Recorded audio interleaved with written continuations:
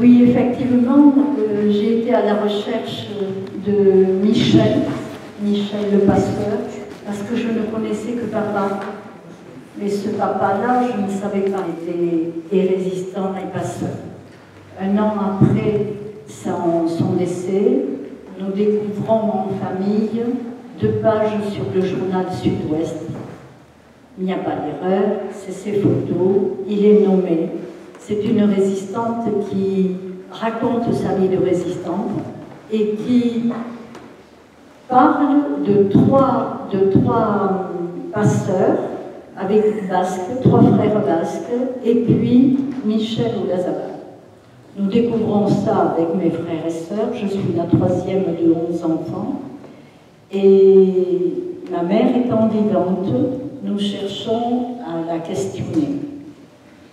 Il faut dire que sur cet article, la dernière phrase est assez surprenante parce qu'elle dit « Il se souviendra longtemps de sa dernière randonnée la plus cruelle ».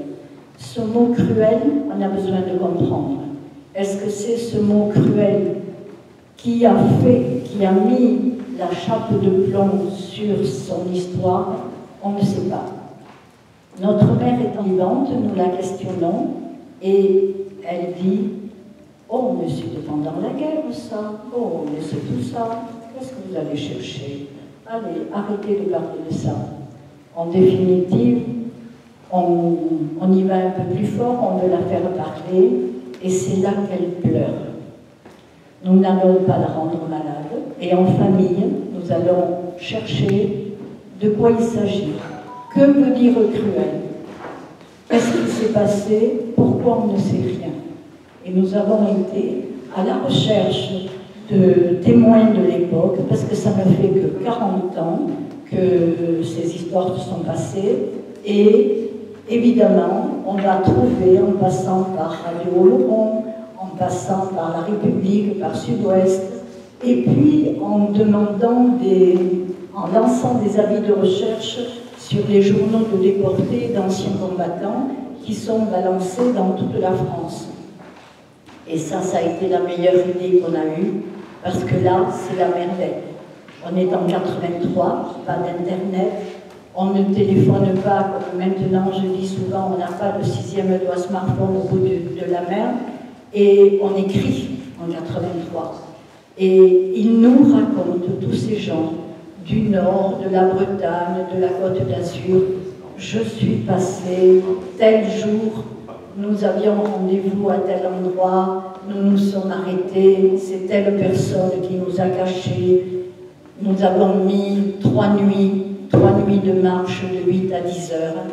Et c'est comme ça que nous allons avancer, nous allons recueillir ces témoignages. Il est vrai qu'à cette période, on comprend qu'il y a eu l'affaire de Barcus, que peut-être vous avez entendu parler.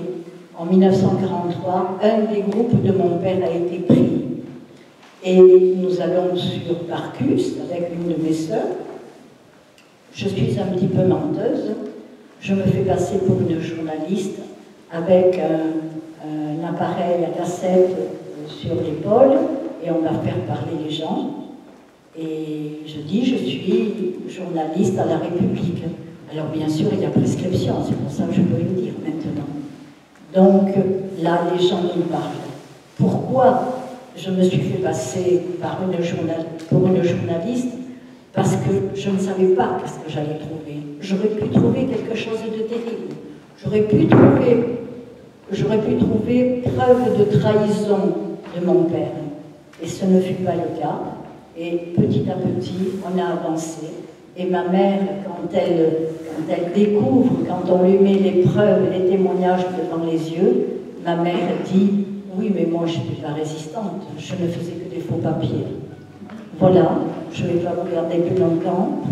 Je crois que mon livre explique quand même pas mal. Et je tenais, pourquoi j'ai fait ce livre? C'est parce que par les temps qui courent, je trouve que plus que jamais, on doit recueillir cette mémoire et faire parler ces hommes. Ce sont des hommes comme mon père, mais ils n'étaient pas les seuls. Comme mon père, des êtres d'exception que la mémoire a oubliés dans les plis de voilà, dans les plis de l'histoire. Et puis, je tenais vraiment, je voulais parler de ces hommes. Vous dire juste que, oui, j'ai été à la recherche de Michel le Passeur, mon père, entre guillemets. Et celui-là, je ne le connaissais pas. Moi, je connaissais que papa. Et en définitive, en allant à la recherche de cet homme-là, je rencontre tous les autres. Et je suis tellement, tellement heureuse de les avoir fait vivre. Je remercie beaucoup toute l'équipe du Salon du Livre de Navarrenx et en particulier le jury qui nous honore de cette distinction. Comme vous l'avez souligné, c'est un ouvrage collectif. Je n'ai écrit que 2 pages dans ce livre. Bien sûr, j'assume totalement le travail de coordination avec les auteurs, etc., pour veiller à ce que ça reste dans un esprit grand public. Au-delà de ma personne, c'est toute l'équipe des Bastides. Alors, effectivement, le thème est boire et manger au Moyen-Âge, comme on l'entend couramment. Mais le titre n'est pas Moyen-Âge. Pourquoi? Parce que le Moyen-Âge, ça commence dans les années 500, ça finit en 1500. Or, nous nous sommes concentrés sur ce qu'on appelle habituellement, nous, le Moyen-Âge, la période des châteaux forts, qui est également la période des Bastides, pour laquelle le président Jean Beaucourt, président de Bastide 64, a engagé une grande partie de son activité depuis 20 ans à valoriser le patrimoine. Et en particulier pour ce livre, c'est toute l'équipe de la commission histoire de la Fédération des Bastides d'Aquitaine, dont il se trouve que Jean Beaucourt est également président depuis une dizaine d'années que cette fédération existe.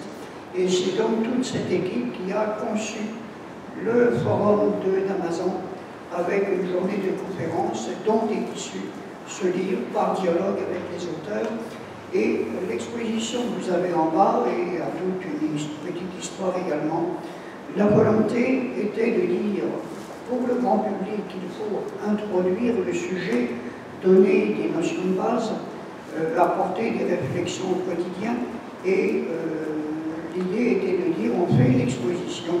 Et là aussi, nous remercions Bastide 64 d'avoir fait une deuxième édition de cette exposition, de façon à ce qu'elle circule à la fois dans le département 47, 24, 33, etc., et à la fois dans le département 64. Et je vois encore cet après-midi les réactions du public qui sont très intéressés par ces détails. Alors, le livre s'inscrit parfaitement dans ce que disait Madame le maire. C'est un livre de connaissances, c'est un beau challenge pour nous, une belle récompense de toute l'équipe d'arriver à éveiller votre attention à égalité avec les témoignages aussi poignants que nous venons d'entendre. Nous n'avons pas ce caractère poignant, mais quelque part, quand vous lèverez votre verre tout à l'heure, en disant à la santé, tiens, d'où vient ce geste? Quand au quotidien, comme nous l'avons évoqué dans la conférence le 13 décembre à Navarrenx, vous direz à vos enfants, aux petits-enfants, les couteaux, ça se met à droite, la fourchette, ça se met à gauche.